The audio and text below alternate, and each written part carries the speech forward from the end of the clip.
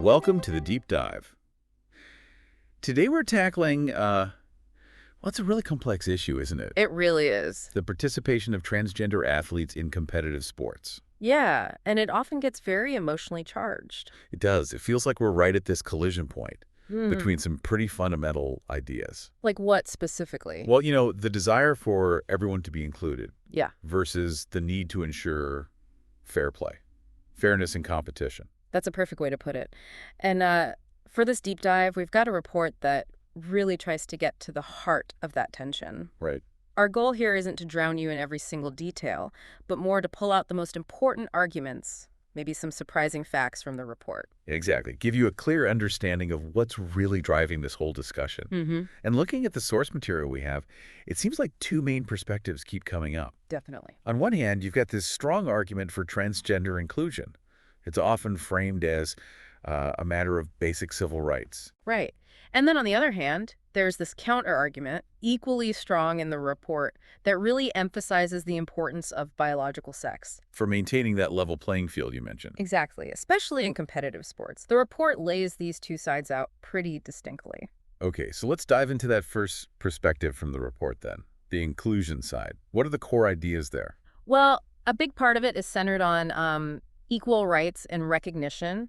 The source material points to the ACLU's view, for instance, Which is? that including transgender athletes doesn't actually undermine women's sports. Instead, it sort of enriches them by, challenging some older ideas about gender. Yeah. There's a real emphasis on the inherent dignity, the humanity of transgender individuals. That makes sense. So it's broader than just who gets to play on which team. Much broader. And the report also touches on some really significant challenges that transgender youth often face. Right, I saw that mentioned. Yeah, it points to research suggesting that for transgender women on hormone therapy, there's often a reduction in muscle mass Oh, okay. and potentially a decrease in performance advantages in many sports, usually after about a year or so of treatment. Interesting. So that's a key point for the inclusion side, Yeah. that potential biological advantages might lessen over time. That's the argument the report presents, yes. And it also notes that, this isn't happening in a vacuum. How so? Well, lots of major sports bodies think the NCAA, the International Olympic Committee, they already have policies in place. Policies allowing trans athletes to compete based on gender identity. Often with specific rules about hormone levels, medical guidelines, that sort of thing. Okay, so there are existing frameworks. And the report also brings up something crucial, the personal impact, right? Especially for young people. Absolutely vital. Participation in sports, it builds community, teaches discipline. Promotes physical and mental health. Exactly. And the report explicitly mentions the higher rates of things like depression, bullying that transgender youth can face. So sports becomes a really important support system, a place to belong. That's how it's framed in the report, yeah. A vital avenue for support. Okay, that gives us a pretty good handle on the inclusion arguments laid out in the report. So let's shift gears. To the other side. Yeah, the concerns around fairness. The report gives this significant attention too. What are the main anxieties here? The primary concern, as presented in the source material, really revolves around the biological differences that typically result from male puberty. Such as? Things like bone density, muscle mass, even lung capacity. And the argument often made is that these advantages are largely irreversible. Even with hormone therapy. Even with hormone therapy, according to this perspective in the report. And that's seen as a fundamental problem for fair competition in many sports. And the report points to specific research supporting this view, doesn't it?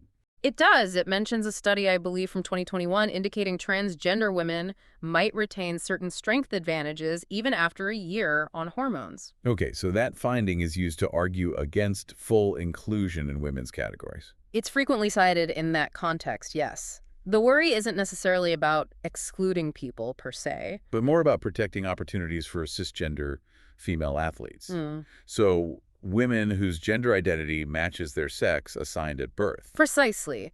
The report highlights that argument that allowing trans women into women's sports could potentially displace cis women. Affecting things like scholarships, recognition. Scholarships, recognition, even safety in some contact sports, that's the concern raised. Right. The report even quotes former Olympian Sharon Davies, What'd she say? expressing the worry that this isn't really about trans rights, but potentially about undermining women's rights within sport. Wow, that's a powerful statement. clearly represents a major viewpoint here. Definitely. And the report also brings up a specific case that really brought this into the public eye. You mean Lia Thomas? Yes, exactly. The transgender swimmer who won NCAA championships, that case is cited as a moment that really ignited public debate It certainly did. and fueled calls for changes to the policies.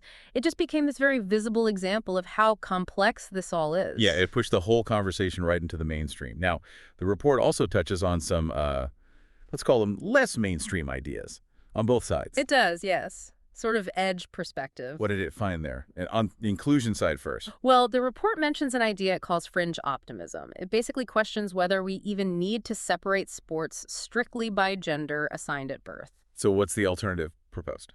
The suggestion mentioned is maybe categorizing athletes differently, perhaps by weight class, height, or some measure of ability. Regardless of sex or gender identity. Irrespective of those, yes. It's a pretty fundamental rethink of how sports are structured. Definitely. And on the other side, the fairness side. Yeah. Any fringe concerns noted there? The report identifies a worry, which it also labels as fringe, involving sort of unsubstantiated theories About what? about a supposed broader agenda to, like, erase biological sex or traditional gender roles altogether. Yeah. Now, the report is very clear in characterizing this as an extreme viewpoint. Right. But it does acknowledge that this kind of concern sometimes reflects a wider, maybe underlying unease that people feel around discussions of identity. Got it. Okay, so we've looked at the main arguments from the report, inclusion, fairness, and these sort of outlying ideas. As we start to wrap this up, what are the big picture takeaways here? I think the main thing the report really hammers home is just how complex this is. There are no easy answers. It really feels like that fundamental tension we started with. Exactly. Inclusion versus fairness. Deeply held values clashing.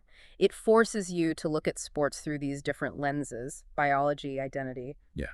And the report actually finishes by summarizing those two viewpoints. It does. It presents concluding statements. For the inclusion side, it emphasizes that transgender athletes just deserve the right to play. To compete, be respected. To compete, be respected, just like anyone else. That fundamental right. And for the side emphasizing sex-based fairness, was their final word in the report. Their concluding statement is essentially that gender identity shouldn't override the basic rules of fair competition in sports. So the report doesn't really land on a solution. No, not a definitive one. It really concludes by highlighting the challenge itself, this ongoing search for a way forward. It's for a path where everyone can participate. Precisely. The final thought it leaves you with is, can we find a way for everyone to take part in sports that feels meaningful, feels respectful to everybody involved? It really makes you think about that intersection. Identity, biology, and just the spirit of sport itself. Absolutely. A lot to consider.